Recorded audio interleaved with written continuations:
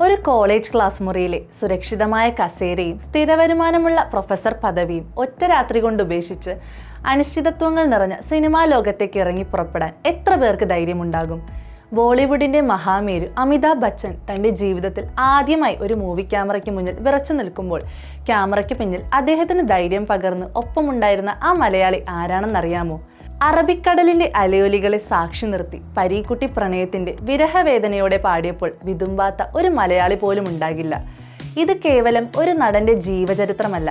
മലയാള സിനിമയുടെ സിംഹാസനത്തിൽ പ്രേം നസീറും സത്യനും മല്ലന്മാരെ പോലെ ഭരിച്ചുകൊണ്ടിരുന്ന കാലത്ത് സ്വന്തം പേര് വെട്ടിമാറ്റി മധു എന്ന രണ്ടക്ഷരത്തിൽ ചരിത്രം കുറിച്ച ഒരു സാധാരണക്കാരന്റെ അസാധാരണമായ പവർഫുൾ കഥയാണ്.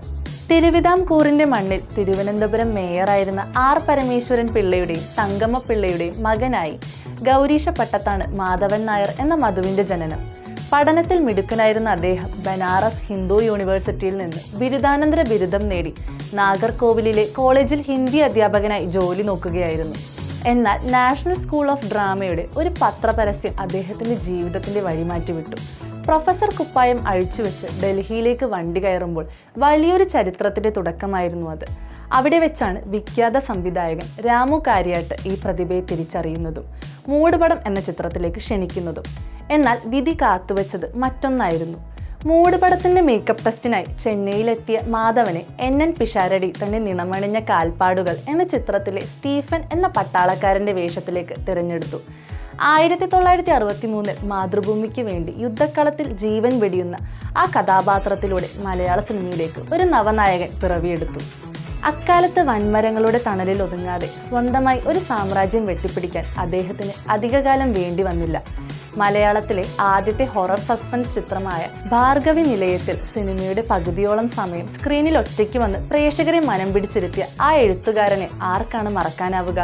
തൊട്ടടുത്ത വർഷം, അതായത് 1965 ചെമ്മീൻ തിയേറ്ററുകളിലെത്തി.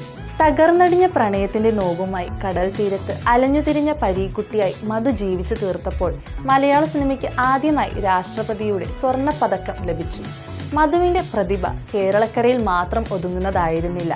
1969 സാത് ഹിന്ദുസ്ഥാനി എന്ന ചിത്രത്തിലൂടെ സാക്ഷാൽ അമിതാഭ് ബച്ചൻ തന്റെ അരങ്ങേറ്റം കുറിക്കുമ്പോൾ ആ ചിത്രത്തിലെ പ്രധാന നായകന്മാരിൽ ഒരാളായി ബച്ചന് വഴികാട്ടിയായി നിന്നത് നമ്മുടെ സ്വന്തം മധുവായിരുന്നു. അഭിനയത്തിൽ മാത്രം ഒതുങ്ങി നിൽക്കാൻ അദ്ദേഹത്തിന്റെ ഉള്ളിലെ കലാകാരൻ ആഗ്രഹിച്ചില്ല. സംവിധായകനായും നിർമ്മാതാവായും തിരുവനന്തപുരത്ത് പ്രശസ്തമായ ഉമാ ഫിലിം സ്റ്റുഡിയോ സ്ഥാപിച്ച് അദ്ദേഹം മലയാള സിനിമയുടെ വളർച്ചയ്ക്ക് ചുക്കാൻ പിടിച്ചു. ആദ്യമായി സംവിധാനം ചെയ്ത പ്രിയ മുതൽ മദ്യപാനത്തിനെതിരെയുള്ള സാമൂഹിക സന്ദേശവുമായി വന്ന് 1995 ദേശീയ പുരസ്കാരം നേടിയ മിനി വരെ അദ്ദേഹം നിർമ്മിച്ച ചിത്രങ്ങൾ ചരിത്രത്തിന്റെ ഭാഗമാണ്. വൈക്കം മുഹമ്മദ് ബഷീർ, തകഴി, MT വാസുദേവൻ നായർ തുടങ്ങിയ സാഹിത്യ പ്രതിഭകളുടെ അമര സൃഷ്ടികൾക്ക് വെള്ളിത്തിരയിൽ ജീവൻ നൽകിയ അദ്ദേഹം സ്വയംവരം എന്ന ചിത്രത്തിലൂടെ മികച്ച നടനുള്ള ആദ്യത്തെ ഫിലിം ഫെയർ അവാർഡും സ്വന്തമാക്കി. JC ഡാനിയൽ പുരസ്കാരവും പത്മശ്രീയും നൽകി രാജ്യം ആദരിച്ച പകരം വെക്കാനില്ലാത്ത വിസ്മയമായി മാറിയ മധു എന്ന ഇതിഹാസം ഇന്നും മലയാള സിനിമയുടെ കാരണവരായി ഒളിമങ്ങാത്ത നക്ഷത്രമായി തിളങ്ങി നിൽക്കുന്നു.